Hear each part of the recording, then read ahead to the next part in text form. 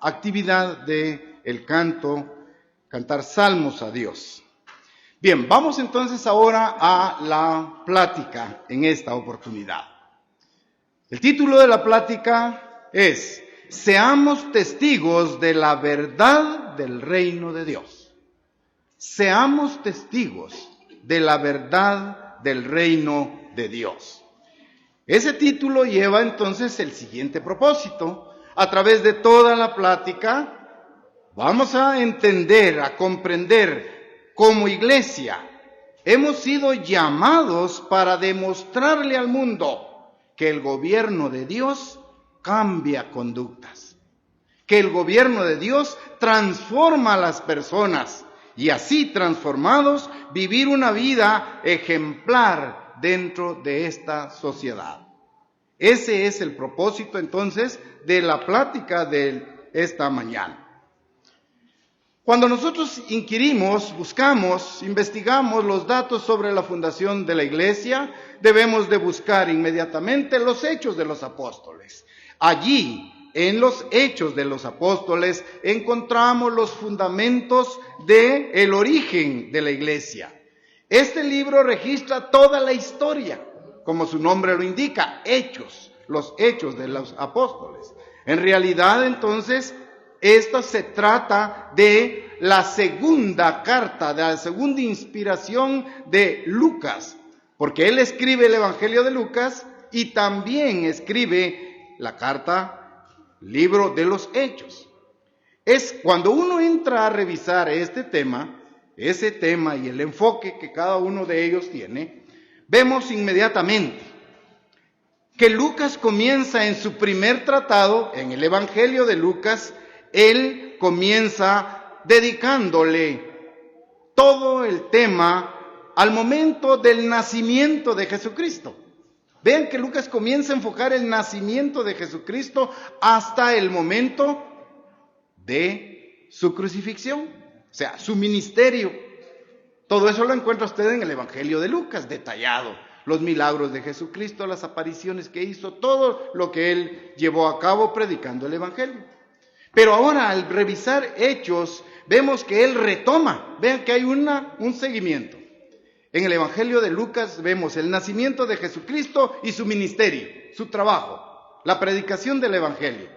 Ahora, a partir de Hechos 1, sigue el mismo autor enfocando, pero ahora a partir de la ascensión de Jesucristo al cielo, ¿sí? Vean cómo le da seguimiento hasta su segunda venida.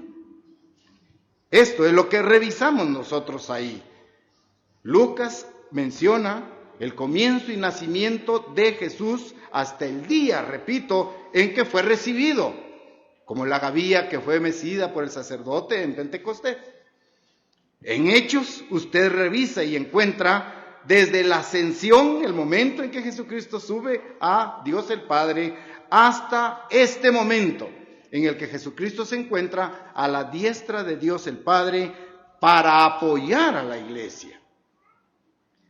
El apóstol hace énfasis en que el Espíritu de Jesús sigue guiando la iglesia desde el cielo. Es una verdad que tenemos que entender. El Espíritu de Jesucristo, Él es el líder, el guía de la iglesia, pero hoy está Él a la diestra de Dios Padre en el cielo. Y a pesar de las persecuciones, a pesar de las pruebas por las cuales la iglesia debe pasar, a pesar de las divisiones, a pesar de las herejías, de los martirios, incluyendo pobreza económica de los miembros de la iglesia no morirá. Esa es la promesa, no morirá. ¿Por qué? Porque Cristo estará siempre con ella todos los días hasta el fin del mundo. Eso es lo que leemos, esa es la promesa. Entonces vean, no importa los problemas que los miembros de la iglesia pasemos, que la iglesia en conjunto. En esta época anterior hemos pasado, como iglesia hemos sufrido golpe a varios miembros de la iglesia, que ustedes saben, pero ha venido uno detrás de otro, ¿sí? Pero aún a pesar de esas circunstancias, Jesucristo dice, la iglesia no morirá. porque Jesucristo estará siempre con nosotros todos los días hasta el fin del mundo. En este análisis que hacemos de Hechos, vemos que Lucas revela que la iglesia siempre también va a ser una manada pequeña. Una manada pequeña que se mantendrá fiel a la doctrina de los apóstoles, a la instrucción que tenemos de Dios, no importa la cantidad de personas. Jesucristo guía a la iglesia y la iglesia no cambiará. Esa es una verdad que usted debe tener. La iglesia no cambiará. La iglesia no añadirá jamás a las doctrinas bíblicas algo fuera de él. ¿Por qué? Porque entendemos lo que el apóstol Judas escribe. Busquemos en la carta de Judas para ver cuál es el estado, cómo debe permanecer la iglesia en estos días, en este tiempo. Judas solo tiene un capítulo, está antes de Apocalipsis, ¿sí? Ustedes guíense a Apocalipsis y regresen una página, y ahí está, la epístola universal de Judas. Y él dice ahí, como tiene solo un capítulo, entonces mencionamos generalmente el versículo, ¿verdad? Solo decimos Judas 3, Judas 13, Judas 15, ¿sí? Porque solo tiene un capítulo. Bien, ya está hecha la aclaración. Vean entonces, una manada pequeña que se mantendrá siempre fiel a la doctrina de los apóstoles dada por Cristo.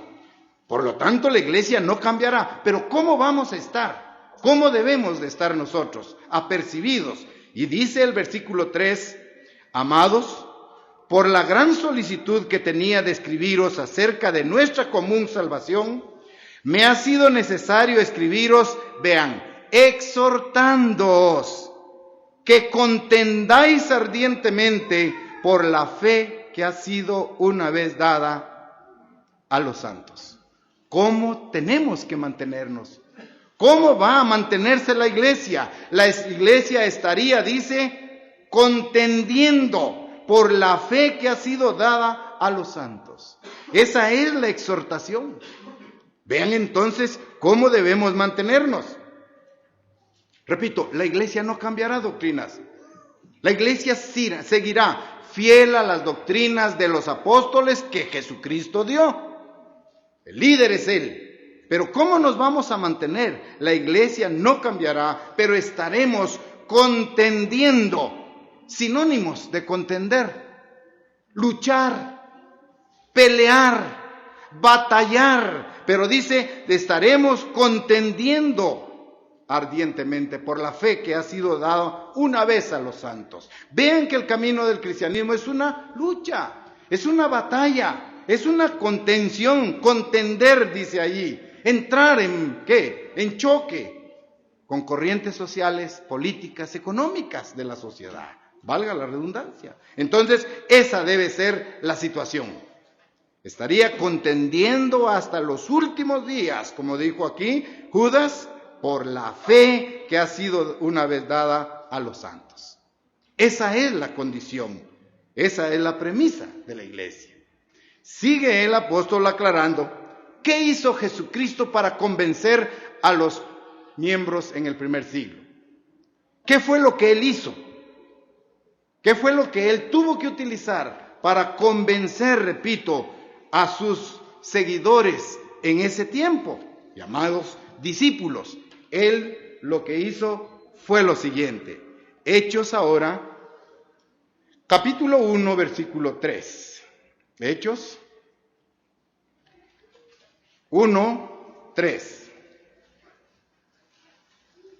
Hechos, capítulo 1, versículo 3. ¿Qué fue lo que hizo Jesucristo para convencer a sus discípulos? Para que contendieran ardientemente por la fe que había sido dado a los santos. Hechos, repito, capítulo 1, versículo 3 dice, a quienes también, después de haber padecido, se presentó vivo con muchas pruebas indubitables, apareciéndose durante 40 días y hablándoles acerca del reino de Dios. ¿Qué hizo Jesucristo para convencer a sus discípulos a que siguieran las doctrinas, a que siguieran sus enseñanzas?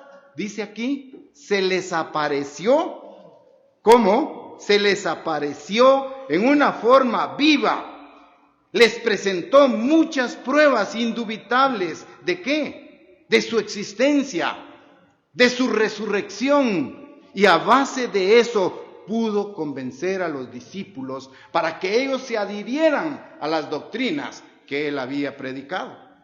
¿Ya? Apareciéndosele durante 40 días y hablándoles, vean, el tema que Jesucristo enfocó, hablándoles acerca del reino de Dios. Vean ustedes entonces que ese es el tema central. ¿Sí? Cuando usted lee Marcos allá 1:14, dice Jesucristo fue a predicar ¿qué? El evangelio del reino de Dios. El tema central es el reino de Dios. Entonces, para convencer a sus discípulos que siguieran sus preceptos, Jesucristo se les apareció vivo, presentándoles ahí sí que pruebas indubitables para fortalecer su fe, para que ellos contendieran ardientemente por la fe que él había dado, para que siguieran las doctrinas de los apóstoles. ¿Se dan cuenta? Jesucristo ascendió al cielo, pero dejó líderes preparados para guiar a la iglesia. Y estos son los apóstoles. Entonces, él hizo esto. Revisando la historia, hubo 10 apariciones de Jesús después de su muerte. 10 veces. 10 veces entre el momento de su muerte hasta Pentecostés. Le apareció 10 veces. Una vez le apareció a 500 personas. Y el tema que les predicó, una vez más fue el reino de Dios. Nunca se apartó de ello. Hablaba todos los temas, pero los hacía coincidir. Los llevaba al reino de Dios. Piensen ustedes en las bienaventuranzas o el sermón del monte.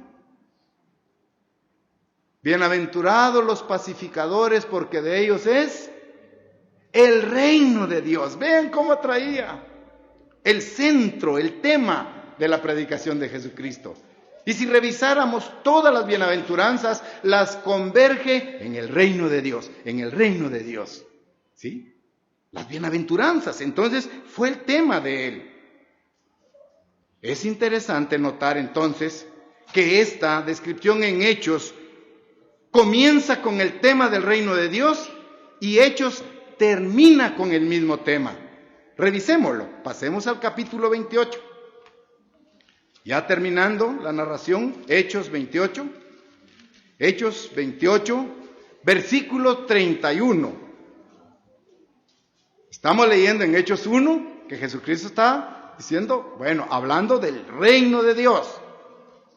Ahora, Hechos 28, 31, vean cómo termina ahí hablando.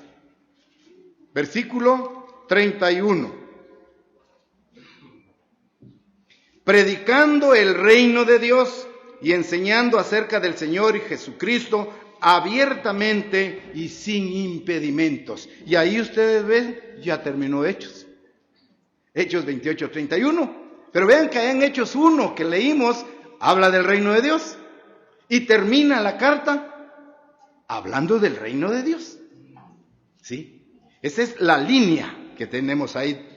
Entonces, la doctrina principal del reino de Dios no cambiará. No tiene por qué cambiar. Pasarán los años, los días, los meses, y ese seguirá siendo el tema central. Y eso es lo que venimos a escuchar sábado a sábado. Si el título fuera, bueno, utilicemos los proverbios para el éxito en el trabajo, ¿para qué? Para entrar en el reino de Dios. O sea, todo va allí. Somos cuidadosos y estamos siguiendo las instrucciones y las doctrinas que Jesucristo le enseñó a los apóstoles sobre el reino de Dios. Bien, pasemos al capítulo 1 una vez más. Ahora, Hechos 1. Regresemos. Hechos capítulo 1. Ahora versículos 4 y 5. Hechos 1, 4 y 5. Estando juntos les mandó, vean la orden, sigan esa instrucción. Estando juntos les mandó que no se fueran de Jerusalén. ¿A quién? A los discípulos. Todavía tómenlos como discípulos. ¿Sí? Esta orden es a los estudiantes, a los seguidores de Jesucristo. Y dice, estando juntos les mandó que no se fueran de Jerusalén, sino que esperasen la promesa del Padre, la cual les dijo, oísteis de mí. Jesucristo les dice, no se vayan de Jerusalén. Versículo 5. Porque Juan ciertamente bautizó con agua, mas vosotros seréis bautizados con el Espíritu Santo dentro de no muchos días. Tomen la orden. Jesús le manda a sus discípulos, no se vayan de Jerusalén. Esperen la promesa. Ustedes serán bautizados con el poder del Espíritu Santo. Bien, esa es la instrucción. Ahora bien, ¿por qué les dice quedaos aquí? Pasemos rápido al versículo 8. Allí. Pero recibiréis poder cuando haya venido sobre vosotros el Espíritu Santo, y me seréis testigos en Jerusalén, en toda Judea, en Samaria, hasta lo último de la tierra. Vean las instrucciones.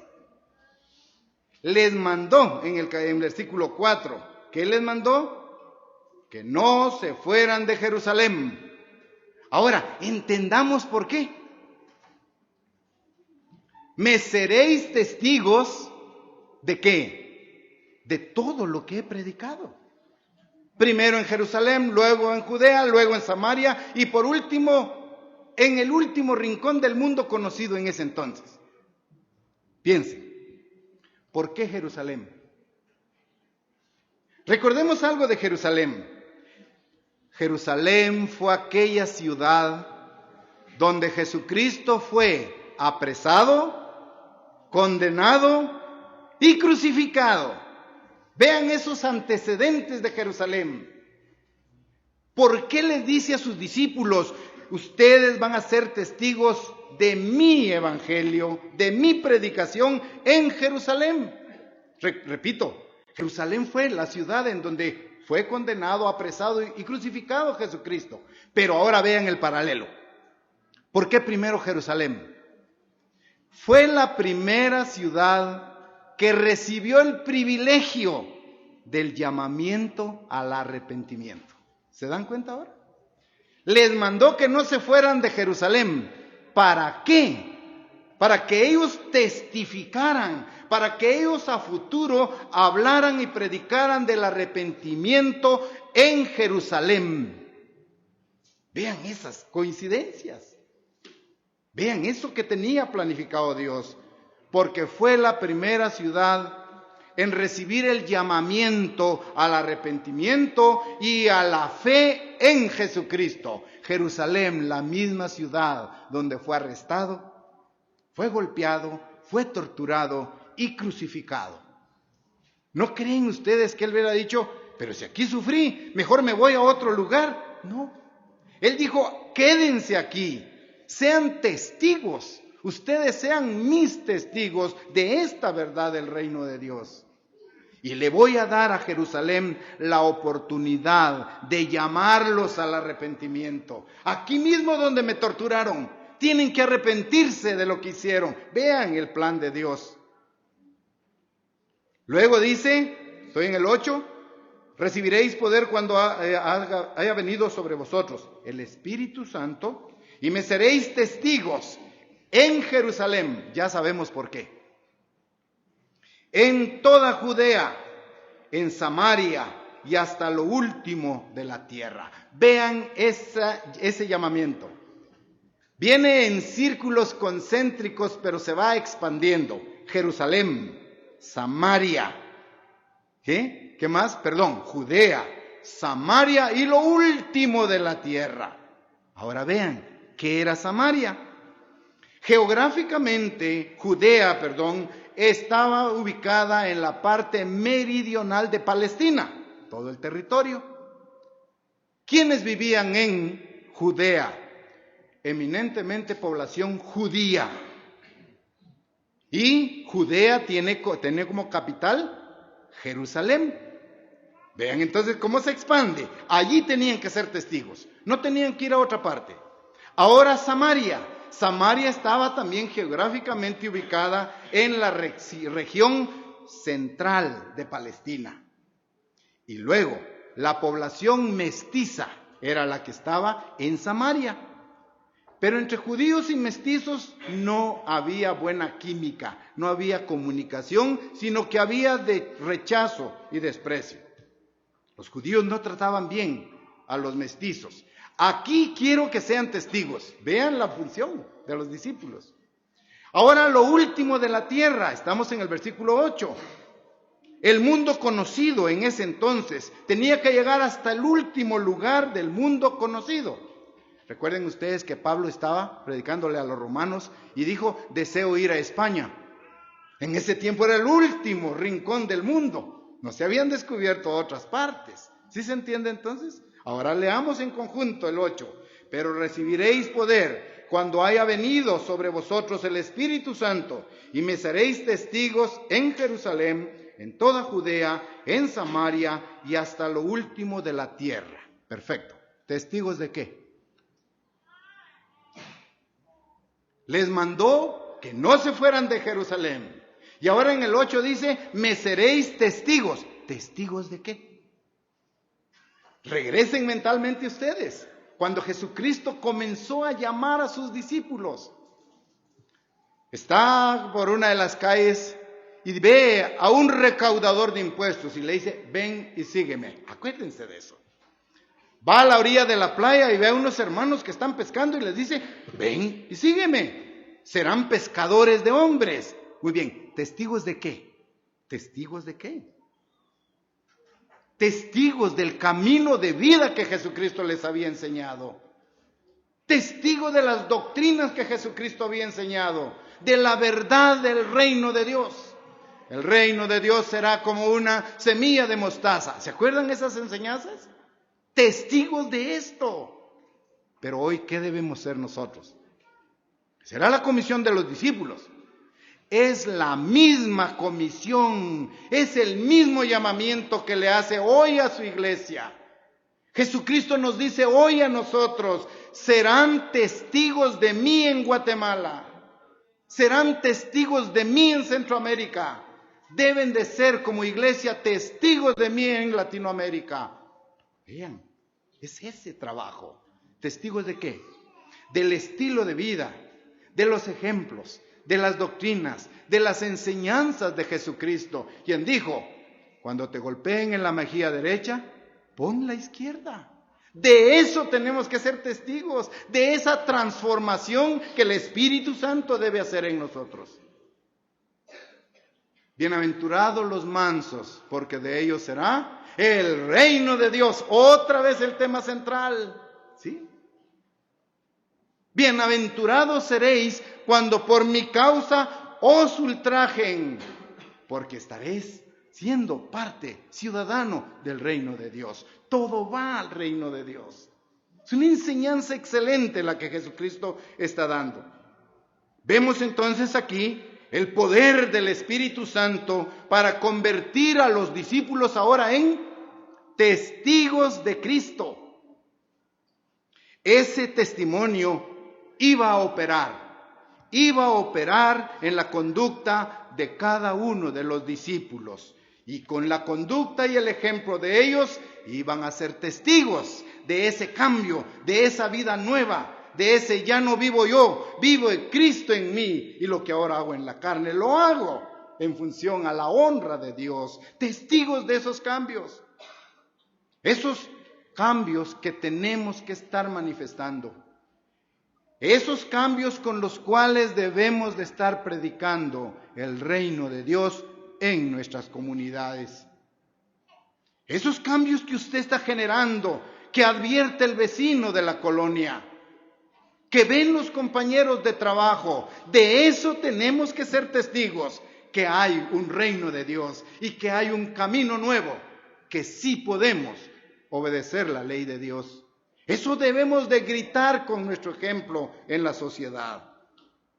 Cristo les está hablando de ese reino de Dios venidero. Ahora, como el tema era el reino de Dios, era natural, es lógico que los discípulos le preguntaran, ¿cuándo vendría el reino de Dios? Como ese era el tema de Jesucristo. Era lógico que los discípulos dijeran, bueno, ¿y cuándo instaurarás tu reino? Y Jesucristo les dijo que no les tocaba a ellos saber el tiempo ni las sazones, sino que solo al Padre en su potestad. ¿Sí? Eso fue lo que Él le respondió a los discípulos. Por lo tanto, hermanos, en este día de Pentecostés debemos de sacar la lección. Nuestra misión como iglesia es hacer disponible la verdad a toda la gente. Pero repito esto, nuestro trabajo como iglesia es hacer accesible la verdad de Dios a muchas personas, al mundo entero, en forma libre y gratuita. Y hoy la iglesia está utilizando los medios que Dios le ha dado. Tenemos la revista para hacer llegar esa verdad libre y gratuita a muchas personas sedientas. Llevamos la semilla de la revista, tenemos la semilla de los folletos, contamos con programas de televisión, tenemos una página en internet con la cual estamos llegando al mundo en una forma libre y gratuita. Pero esto es a nivel de grupo, de colectivo. Ahora usted tiene que pensar, ¿y qué de mí? ¿En qué estoy participando yo para la predicación de esa obra? Cuando dije que nuestra misión como iglesia es hacer accesible la verdad de Dios a muchas personas, estoy también apelando a que es importante que usted se involucre en la obra de Dios. ¿Cómo? Orando por la obra. Es importante que nosotros oremos constantemente. Que Dios, como dice el señor Kubik ahí, bendiga a los escritores de la revista, que inspire los artículos que van a ser impresos, ¿sí? Que inspire a los que dirigen el programa por televisión, pero también que nos inspire a nosotros para dar la respuesta cuando alguien se acerque. ¿Y por qué ustedes celebran Pentecostés? ¿Me podría explicar? Es la oportunidad que usted tiene para predicar la obra de Dios. Hermanos, no es sencillamente llevarnos la revista, irla a poner a un bufete. Oremos antes de llevar a cabo eso. Seamos sembradores efectivos. Seleccionemos la semilla. Busquemos el lugar adecuado. Pidámosle a Dios la inspiración para llegar al lugar correcto, a la persona que necesita ese trago de agua fresca, ese poquito de alimento espiritual, porque mucha gente está muriéndose espiritualmente. Entonces es importante que usted y yo participemos activamente en la obra de Dios. El señor Kubik dice, así como la iglesia creció de 120 a 3,000 en un día, ¿por qué no va a haber crecimiento ahora? ¿Por qué? Por lo tanto, necesitamos participar activamente. Hechos, versículo 9, 1:9 ahora. Y habiendo dicho estas cosas, viéndolo ellos, fue alzado y lo recibió una nube que le ocultó de sus ojos. Versículo 10. Estando ellos con los ojos puestos en el cielo, entre tanto que él se iba, he aquí se pusieron junto a ellos 2 varones con vestiduras blancas, los cuales también les dijeron, varones galileos, ¿por qué estáis mirando al cielo? Este mismo Jesús que ha sido tomado de vosotros al cielo, así vendrá, como le habéis visto ir al cielo. Entonces volvieron a Jerusalén desde el monte que se llama del Olivar, el cual está cerca de Jerusalén, camino de un día. Siguen las instrucciones de Jesucristo. les mandó: no se vayan de Jerusalén, porque entre muy pocos días vendrá sobre ustedes el poder del Espíritu Santo. Y van a van a propiciar un cambio de conducta, un cambio de programa mental, ¿sí? Un nuevo enfoque. Cristo está prometiendo ahí: Él volverá, y va a volver, según Zacarías 14, sus pies se pondrán sobre el monte de los olivos, del mismo lugar donde ascendió. Muy bien, versículo 13.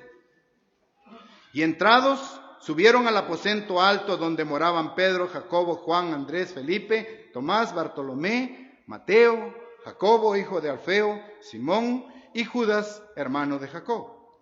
Y todos ellos, vean ahora, todos ellos perseveraban unánimes. ¿En qué? Número 1, perseveraban unánimes en oración y ruego. Es el trabajo de la iglesia. No perdamos de vista nuestra función. Tenemos que orar por la obra de Dios. Tenemos que orar porque Dios llame a más personas de acuerdo a su propósito.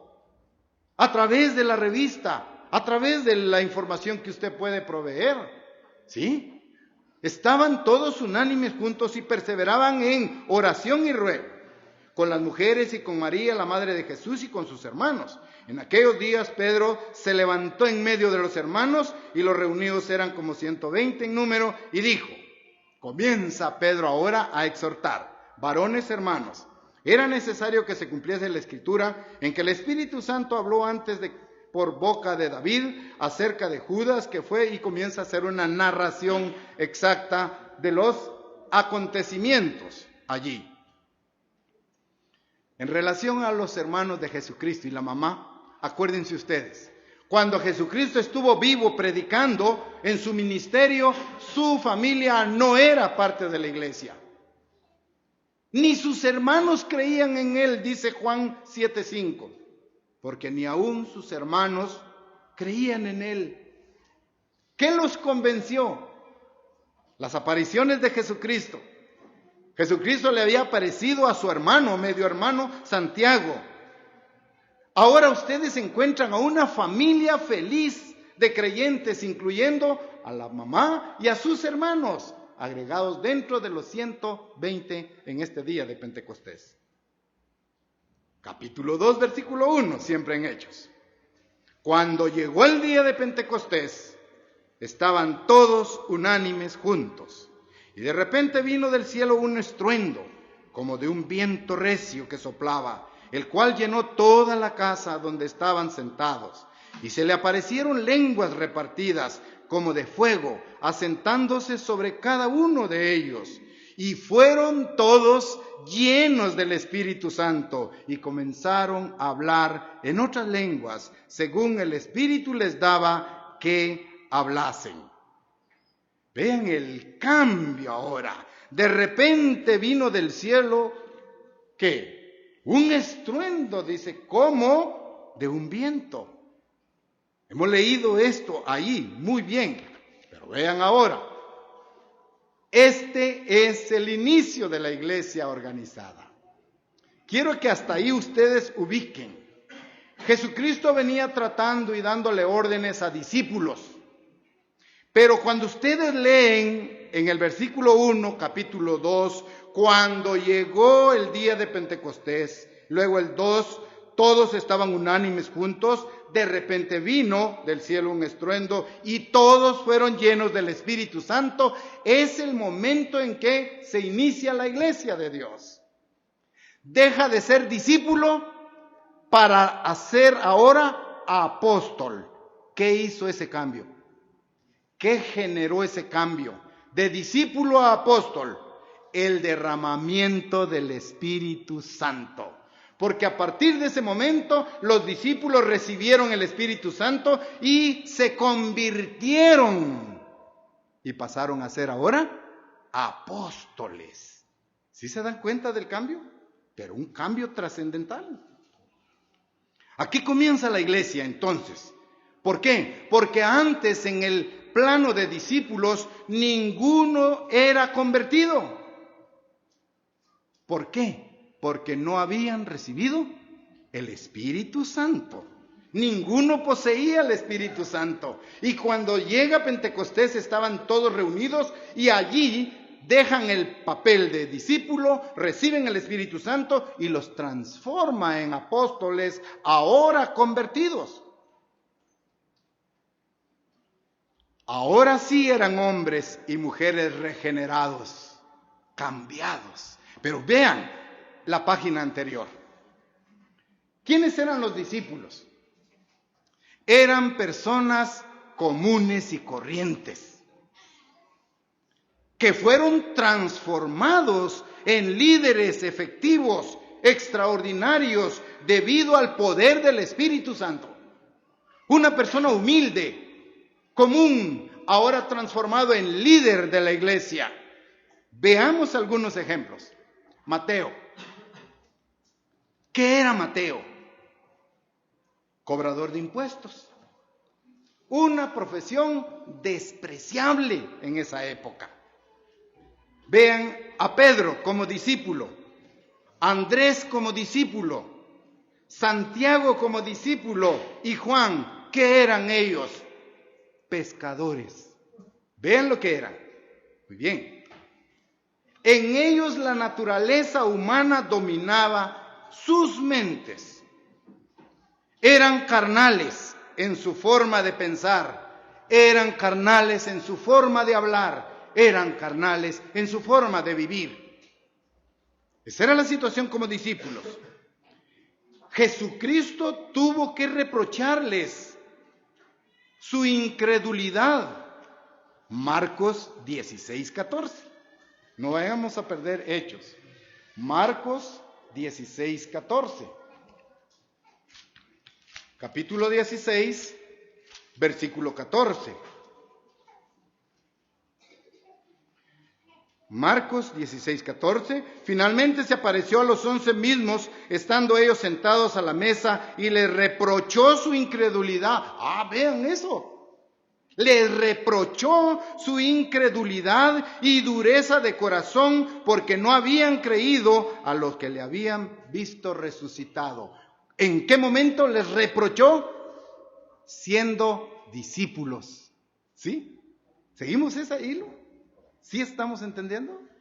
Les reprochó por su incredulidad y dureza de corazón, porque no habían creído a los que le habían visto resucitar. Vean cuál era la condición como discípulos. ¿Se dan cuenta? La naturaleza humana. Ellos eran carnales en su forma de pensar, en su forma de vivir, porque no habían recibido el Espíritu Santo. Bien, dejemos un momentito a los discípulos y pasemos a nosotros. ¿Cómo vivimos? ¿Cómo pensamos? ¿Cómo reaccionamos? Siendo bautizados. Usted que ha recibido el Espíritu Santo de Dios por imposición de manos, ¿cómo vive? ¿Cómo piensa? ¿Cómo actúa hasta hoy? ¿En forma carnal? Todavía no somos apóstoles. No estamos convertidos. Si manejamos ira, odio, rencor, rechazo, animadversión, si hacemos acepción de personas, si hacemos círculos sociales, no hemos nacido de nuevo. No estamos en el proceso. No estamos en la etapa de conversión. Vean esos ejemplos. Y les voy a poner uno más evidente. Vean a estos discípulos. Su actitud y su conducta no cambió, aunque vivieron junto a Jesús, ¿sí o no? Vivieron junto a Jesús, escucharon su mensaje. Hablo de los discípulos. Vieron los milagros, vieron su ejemplo, pero eso no transformó su naturaleza humana hasta que llegó el Espíritu Santo. Entonces, hermanos, si nosotros todavía andamos en borracheras, contiendas, fornicación, ira, adulterio, chismes, no estamos convertidos. Esa es la realidad. Aunque hayamos sido bautizados, seguimos siendo discípulos. ¿Se dan cuenta? Y vean esta evidencia. Jacobo y Juan. Jesús le llamó la atención y lo reprendió por su mala actitud hacia algunos que habían rechazado a Jesucristo. Veámoslo por un lado. ¿Tenía razón Jacobo y Juan? Veámoslo así. Hubo gente que rechazaba a Jesucristo. En una oportunidad lo querían linchar y él se escapó entre la muchedumbre y tuvo que huir. Jacobo y Juan dicen, ¿cómo van a hacer así a mi maestro? Y vean lo que les dice. Lucas 9, 53 y 56. Lucas 9. Vean ese relato. Lucas 9, versículos 53 al 56. Evangelio de Lucas, capítulo 9, versículos 53 al 56. Estamos en el 53. Mas no le recibieron, porque su aspecto era como de ir a Jerusalén. Viendo esto sus discípulos, Jacobo y Juan, dijeron, fíjense que dice discípulos, ¿sí? Viendo esto sus discípulos, Jacobo y Juan, dijeron, Señor, vean la arrogancia, vean la naturaleza humana en máximo esplendor, vean aquel poder tener el poder en las manos. Y dicen, ¿quieres que mandemos que descienda fuego del cielo como hizo Elías y los consuma? Naturaleza humana de venganza, ira. Entonces, volviéndose él, el líder, nuestro guía, Jesucristo, los reprendió diciendo, vosotros no sabéis de qué espíritu sois. ¡Ah, qué cosa! Eran discípulos. Versículo 56. Porque el Hijo del Hombre no ha venido para perder las almas de los hombres, sino para salvarlas. Y se fueron a otra aldea. Hermanos, mediten en eso. Jacobo y Juan diciéndole a Jesucristo, ¿nos autorizas a que matemos esta aldea entera? ¿Se dan cuenta? ¿O no es eso lo que le está pidiendo? ¿Quieres que hagamos descender fuego del cielo y destruyamos a este que te están rechazando, a estos? Pero hermanos, era una aldea completa. Miren los pensamientos del discípulo. No habían recibido el Espíritu Santo. Sí estoy exaltando este ejemplo, la naturaleza humana. Y llamo, exhorto, pido, hermanos, ya basta de seguir la misma manera de vivir. Ya basta de seguir los mismos caminos del pasado. Ya no es tiempo de seguirlo. Permitamos que el Espíritu Santo cambie esa actitud. Pero algo más para terminar con el ejemplo. ¿Quién es Juan como apóstol ahora? Vean el cambio. El apóstol del amor a futuro. Un nuevo mandamiento os doy, dice Juan, que os améis los unos a los otros como apóstol. Pero como discípulo está pidiendo, autorízame y matamos a todos los habitantes de esa aldea. ¿Se dan cuenta? ¿Qué poder de transformación hace el Espíritu Santo? Nosotros también, al igual que Juan y Jacobo, como discípulos hemos fallado a la ley de Dios. Pero una vez recibido el Espíritu Santo en el bautismo, tenemos que estar generando cambios. Cambios evidentes. Ya no vivo yo, Cristo vive en mí, ¿sí? Todo lo puedo en Cristo que me fortalece, pero eso debe demostrarse en ejemplos vívidos, reales, convincentes, que la gente vea su manera de vivir. Que usted impacte, que predique el evangelio con su conducta, su familia, sus hijos, sus nietos. En tanto nosotros tengamos la autoridad, recuerden, ¿verdad? Esa es la evidencia, ese es el cambio que genera el Espíritu Santo. Bien, entonces es extraordinariamente importante este día. Pedro ahora asegura, ahora ya como apóstol, como convertido, con esos cambios.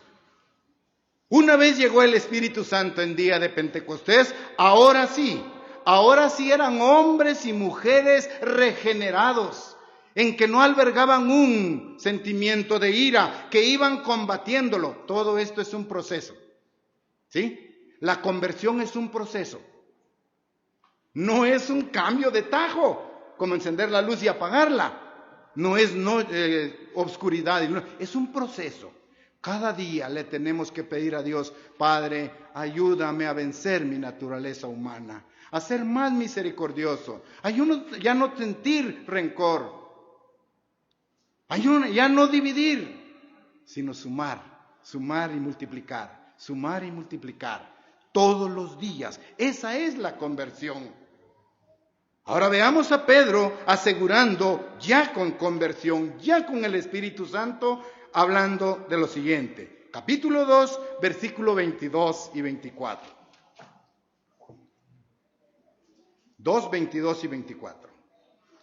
Varones israelitas, oíd estas palabras. Jesús Nazareno, varón aprobado por Dios entre vosotros, con las maravillas, prodigios y señales que Dios hizo entre vosotros por medio de él, como vosotros mismos sabéis, a este, entregado por el determinado consejo y anticipado conocimiento de Dios, a este prendisteis y matasteis por manos inicuas, crucificándole. Ahora Pedro está delatando a los israelitas, al cual Dios levantó, suelto los dolores de la muerte, por cuanto era imposible que fuese retenido por ella.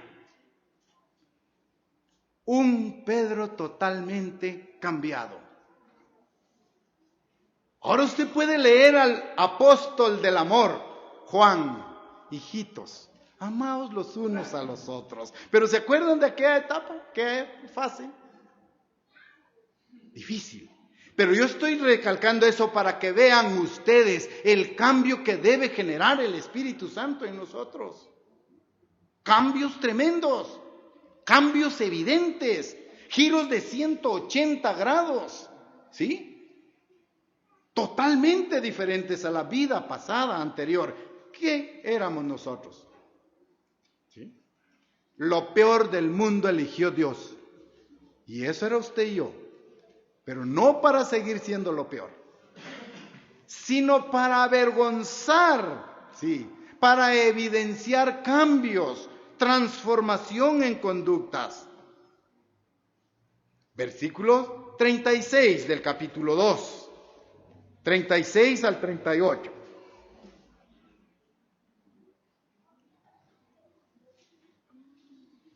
Sepa pues, ciertísimamente, toda la casa de Israel, que a este Jesús a quien vosotros crucificasteis, Dios le ha hecho Señor y Cristo. ¿Qué les está diciendo? A los judíos le ha hecho Señor y Cristo. ¿Qué quiere decir Cristo? Sé que se están dando la respuesta. El ungido, el Mesías, ¿o no? ¿Qué les está diciendo? ¿Ya? A quien vosotros crucificasteis, Dios le ha hecho Señor y Cristo, el ungido. Les está diciendo, Él es el Mesías Salvador. ¿Ya? Al oír esto, entendieron, se compungieron de corazón y dijeron a Pedro y a los otros apóstoles: varones hermanos, ¿qué haremos? Es la pregunta clave. Hermanos, ¿qué haremos? Lo voy a modificar un poco. ¿Qué estamos haciendo, hermanos, con el Espíritu Santo que Dios nos ha dado? ¿Qué estamos haciendo? Aquí llegó a convertirse, persuadió profundamente y ellos dijeron: hermanos, ¿qué haremos? Y Pedro les dice: arrepentíos y bautícese cada uno de vosotros y recibiréis el Espíritu Santo y entraremos a la fase de la conversión. ¿Qué estamos haciendo nosotros, miembros de la iglesia? Con el Espíritu que hemos recibido. Porque usted ha leído que Dios dice: porque no nos ha dado Dios espíritu de ¿qué? De miedo, de tibieza, sino que nos ha dado espíritu de poder, ese poder para cambiar vidas. Nuestras vidas deben de ser nuevas, deben ser la luz del mundo, la sal de la tierra. La iglesia debe ser la columna y baluarte de la verdad. Timoteo lo dice. Nosotros debemos ser la familia de Dios, pero óigase bien, familia de Dios. La casa de Dios. Aquí los habitantes, nosotros, la familia de Dios. Pero vean de qué familia estamos hablando. ¿Refleja usted las virtudes, las conductas, los hábitos de la familia de Dios? Sí, debemos de estarlo reflejando. Debemos esforzarnos por reflejarla. Somos la familia de Dios.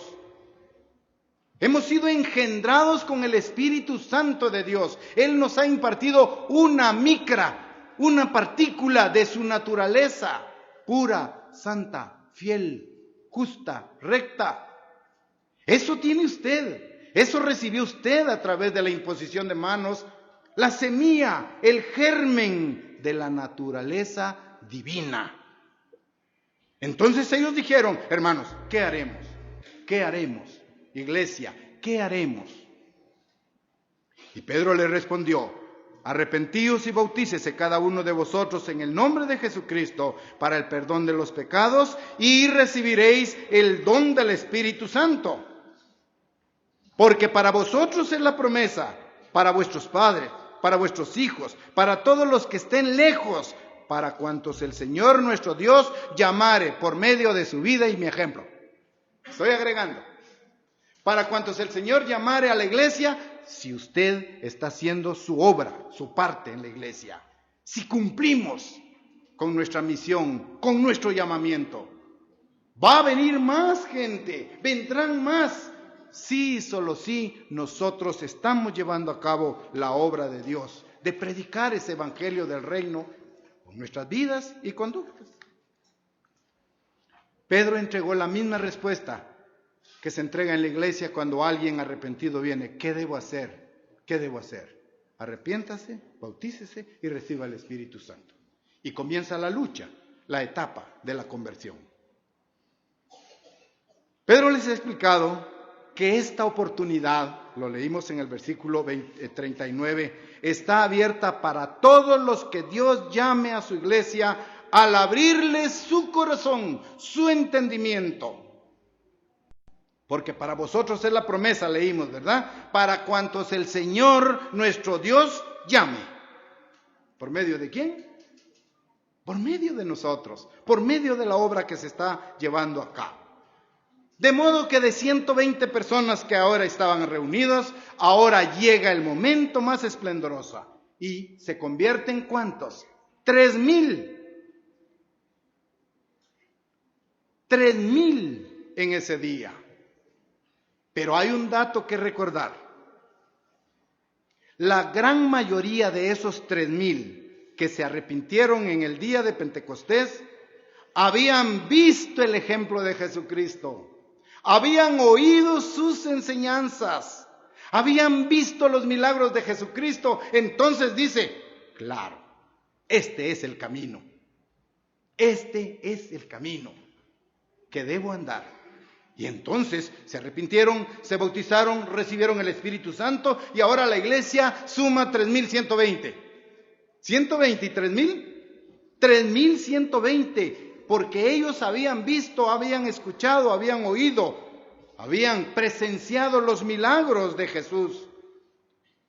Aquel hombre que un día de sábado iba a la iglesia y dice Jesucristo: extiende tu mano. y es sanado. Esos milagros los vieron ellos, los oían. Entonces dice, varones, ¿qué haremos? ¿Qué haremos? Preguntaron. Porque habían visto el ejemplo de Jesucristo. Habían visto los milagros de Jesucristo. Habían escuchado a Jesucristo durante 3 años y medio en su ministerio. Habían sido testigos de la verdad del reino de Dios. Porque os digo que el reino de Dios se ha acercado a vosotros, ¿se acuerdan? Por eso el tema, seamos testigos de la verdad del reino de Dios. Y luego 46 y 47 ahí mismo, capítulo 2. Y perseveraban unánimes cada día en el templo, partiendo el pan en las casas. Comían juntos con alegría y sencillez de corazón, alabando a Dios y teniendo favor con todo el pueblo. Y el Señor añadía cada día a la iglesia los que habían de ser salvos. Ese es el proceso en el cual nos encontramos. Quiero terminar dándoles 6 características que describen a la iglesia verdadera, de acuerdo a lo que está en la Biblia. Vean allí, leímos, y perseveraban unánimes cada día en el templo, partiendo el pan en las casas, comían juntos con alegría y sencillez de corazón. Hermanos, nuestra iglesia tiene que caracterizarse por ser una iglesia, primero, que teme a Dios y a su palabra.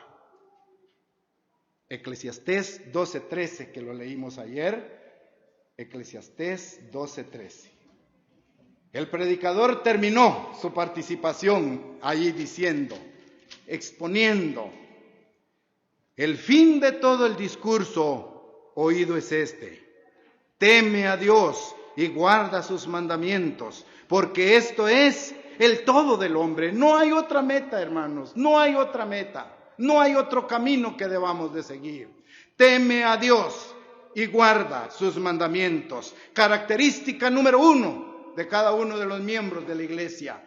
Temor a Dios, honra, respeto, pleitesía a Dios todos los días de nuestra vida. Teme a Dios y guarda sus mandamientos. Esa es la iglesia. Así la tenemos que identificar. Siéntase usted un miembro que teme a Dios y guarda sus mandamientos. Segunda característica, debemos de ser una iglesia en la que aprendemos humildemente la doctrina de los apóstoles que Jesús les enseñó. Isaías 66:2. Isaías 66:2. La segunda característica, repito, debemos de ser una iglesia que aprende en humildad, nunca con soberbia. Entre más aprendamos, más serviciales tenemos que ser, más comprensivos, más accesibles. Isaías 66:2 dice, mi mano hizo todas estas cosas y así todas estas cosas fueron, dice el Eterno. Pero miraré a aquel que es pobre y humilde de espíritu y que tiembla a mi palabra. Característica número 2 de la iglesia: aprender en humildad. Debemos de ser una iglesia en donde abunde el compañerismo genuino. Que abunde el compañerismo genuino, sencillos, comen juntos, no hacen acepción de personas. Característica de la iglesia. Tenemos que compartir todos los momentos. El compañerismo genuino se da aquí cada sábado. No faltemos los sábados a las reuniones. ¿Sí? Es el oasis al cual venimos a refrescar nuestra alma, nuestro corazón. Una sociedad dura, violenta, cruel. 6 días de contaminarnos, de convivir allá. Vengamos cada sábado a incrementar el compañerismo genuino. Cuarta característica, debemos de ser la tercera es ser una iglesia que crezca en compañerismo genuino. Cuarta característica, La iglesia de Dios debe compartir los fondos para el bien de todos los miembros. ¿Sí? De todos los miembros. Compartir los fondos para predicar la obra de Dios. Sus aportes ayudan para imprimir una revista. Sus aportes ayudan para imprimir un comunicado. Debemos de ser una iglesia fiel a Dios. Malaquías 3:8. Malaquías 3:8. Ubíquense en Mateo para inmediatamente estar en Malaquías, unas páginas atrás.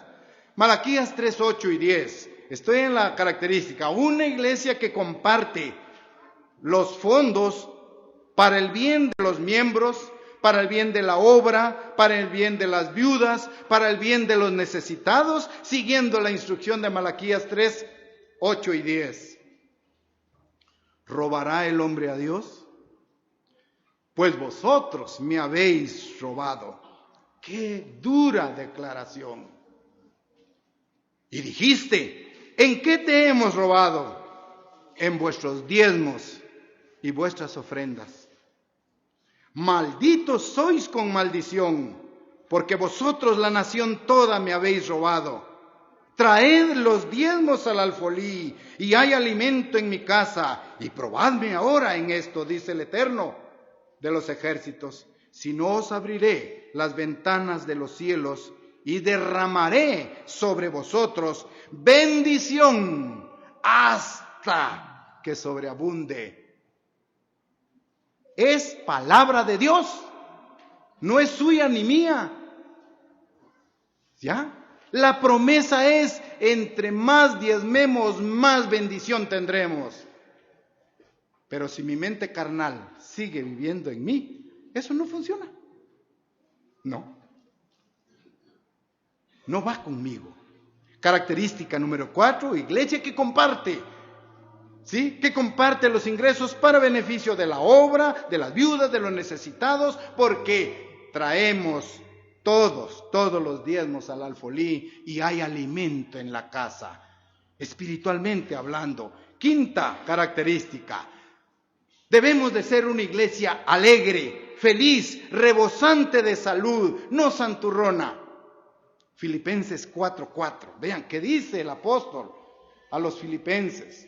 Debemos ser una iglesia alegre, con un espíritu, ¿sí?, positivo, de alegría, de gozo. Filipenses 4:4.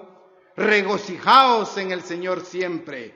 Otra vez digo, regocijaos. Característica de la iglesia: alegría, compañerismo, colaboración, desarrollo mutuo, apoyo, motivación.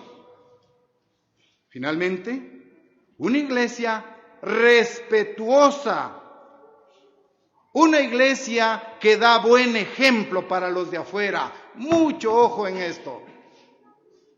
Es una característica de la iglesia. Tenemos que dar buen ejemplo para los de afuera.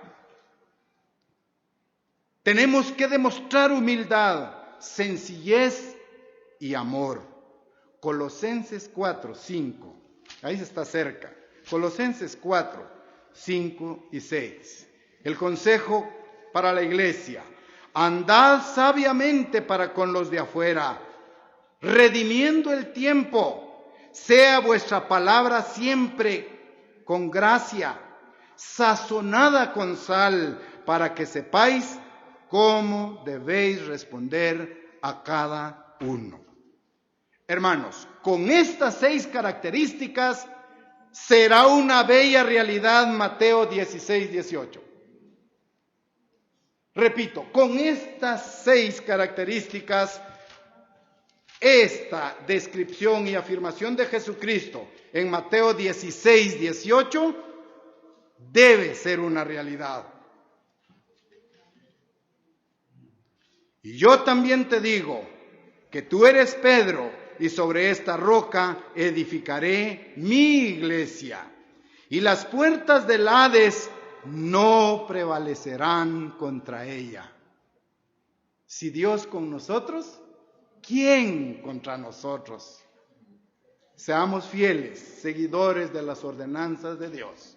Que este día de Pentecostés nos llene de ese poder del Espíritu Santo para generar en nuestra vida los verdaderos cambios. Y que nosotros podamos ahora escuchar con un oído dócil el consejo de aquel discípulo que le pidió a Jesucristo que le autorizara a destruir toda una aldea, pero que hoy nos aconseja en Juan capítulo 13, versículos 34 y 35, lo siguiente. Juan 13, 34 y 35. Ahora vemos al apóstol del amor, ahora vemos al apóstol en cuyas vidas el Espíritu Santo de Dios ha generado cambios, y él ahora aconseja a la iglesia. Versículos 34 y 35 de la manera siguiente. Estamos en Juan 13, 34 y 35. Un mandamiento nuevo os doy, que os améis unos a otros como yo os he amado, que también os améis unos a otros. 35. En esto conocerán todos que sois mis discípulos, si tuviereis amor los unos con los otros. Dios, utilizando a Juan, inspiró estas palabras. Ese es el ambiente que debe haber en la iglesia. Esas son las características de la iglesia que Dios edificó. Esa iglesia en contra de la misma nunca prevalecerá. El Hades y la muerte no prevalecerán delante de ti, si somos fieles seguidores. Pero esto será únicamente con la presencia del Espíritu Santo de Dios en nuestras vidas, generando los cambios de conducta necesarios para ser nosotros los fieles representantes y embajadores de Cristo en esta sociedad. Hermanos, sigamos adelante.